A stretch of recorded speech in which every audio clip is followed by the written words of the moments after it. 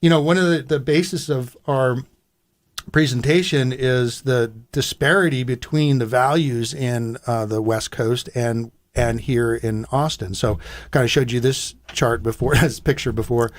This is a house one of my clients sold in San Mateo, California for $1.4 million. It's a three bedroom, one bath house with a 1-car garage built in the 50s. It was nicely renovated. $1.4 million. This is what $1.4 million buys you in Austin, Texas. 4,500 square foot custom house, 5-car garage on the lake. Mm-hmm. So, this is kind of a wake up scene now that people can now work from home.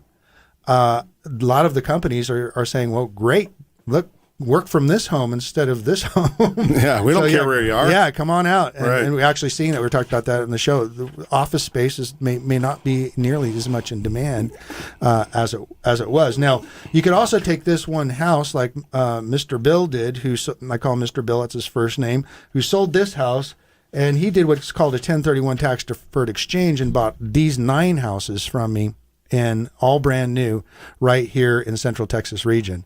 He went from a rent that he was collecting of $3,200 a month here to over $13,000 rent here. Yep.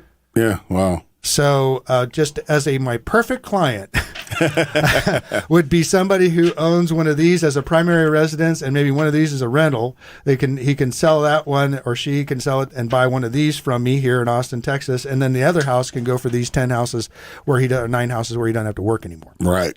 So that's my perfect client. So if you're out there, please find Kenn. He's easy to find. And it kind of when I go through the presentation, I redid it about a year ago because I wanted people love stories, and this is my true story, and I'm not going to go deep into it, but it's about my Rich Dad Poor Dad, which is one of the episodes. We're one of our first ones, right? And that had to do with my father was in the military, attorney, and he was a real estate attorney, but he never really kept his real estate over the years. He bought and sold. So this is actually the house that I lived in 1963 when I was born. He retired from the military. It's on Lexington Lane. I think it's about cool house, 1,200 square feet out there in San Mateo as well. And he paid $17,000 for this house with a VA loan, zero down. Okay, and so that house now is worth $1.6 million with no renovations on it. So that's one of the things that I said. Well, what if he just kept every house that he lived in? We lived in about 12 houses over the course of his lifetime. I figured that up. It was about over $10 million in real estate, and it would have been all free and clear by now. Wow! Just by the houses we lived in, not counting if you invest it. Right. So another good point that we do in the presentation is going to be talking about predictabilities of the market, counter cycles. Okay, so a lot of people don't know about this, and what it is that Austin and California and the coast are on somewhat of a counter cycle market. When California is booming, Austin can be tanking. It's not always, but this is a pretty close representation. And if you play these markets where you sell at the peaks and buy in the troughs and do it tax deferred like we teach in our classes, you can get very wealthy very quickly.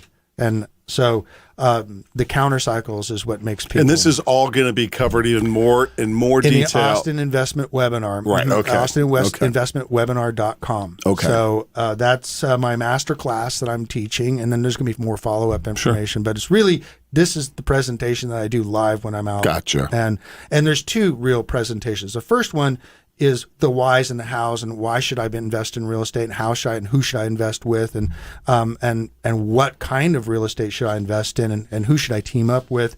And then the second part of it is getting to another deep dive is going into, here's what the inventory is, here's what it's done, here's what your rents are going to be, here's what your positive cash flow is going to be every month, here's how it's going to typically perform.